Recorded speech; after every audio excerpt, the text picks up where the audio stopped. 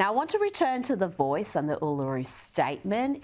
You may remember that Peter Credlin exposed via Freedom of Information that the Uluru Statement is not just a single page. The PM's response to that was to launch into a bizarre performance where he called people conspiracy theorists and tried to rewrite history. This is despite his own failure to read the full Uluru Statement that he has repeatedly pledged to implement. Now, today's Daily Telegraph front page revealed yet again that the Uluru Statement is much longer and more militant than the PM would have you believe. In a new book released last Wednesday by Harper Collins entitled Our Voices from the Heart, Uluru Dialogue co-chairs Professor Megan Davis and Patricia Anderson write that the statement is, and I quote, 15 pages long.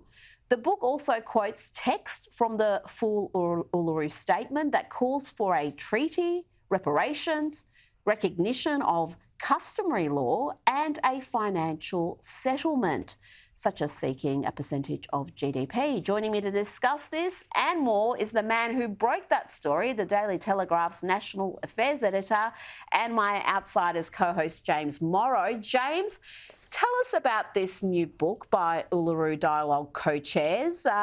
What does it tell us? Well, it tells us something that's pretty interesting and I think almost a little bit amusing in this debate, which is that, you know, they're simply not reading their own work here. Clearly what's happened here is that they wrote this book months ago. They had it printed. You look at the back, it says printed in China. So it would have been printed, sent to the press months ago, sent on a boat, sit in a warehouse, and then finally for the big day, you know, August 30th, Albanese releases the date that we all know is going to be October 14th. So for the big launch, they send this out to bookshelves, and nobody's remembered. Oh, damn, hang on. And there we said that the Uluru Statement was 15 pages because back then that wasn't controversial, but now it is controversial. What do? Well, I contacted the Uluru Dialogue people yesterday to get a statement, and they said, the Uluru Statement is one page, 439 words. I don't know what you're talking about. Who are you going to believe, me or your lying eyes, Rita?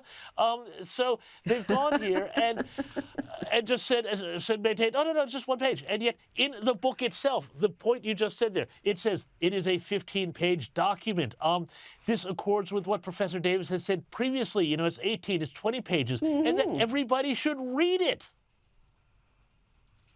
Well, this is the thing. Just a couple of weeks ago, we had Pat Anderson on the ABC claiming it was just one page, despite the fact that she'd also previously said it was longer.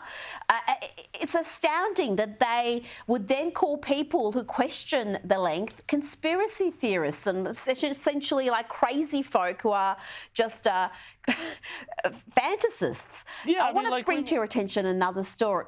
Go on, James. Oh, no, look, I was just going to say the important thing here just about this whole thing, people say, what does it matter if it's 1 or 15 pages? Well, the thing is that Anthony Albanese just keeps on saying, you know, go do the reading, find out for yourself. But all he wants us to focus on is that one first page that Megan Davis called a pitch document to the Australian people. But they don't want us actually interrogating all of the other things that are behind this agenda, which, of course, is going to go along with the program if we do wind up voting that yes vote into the Constitution.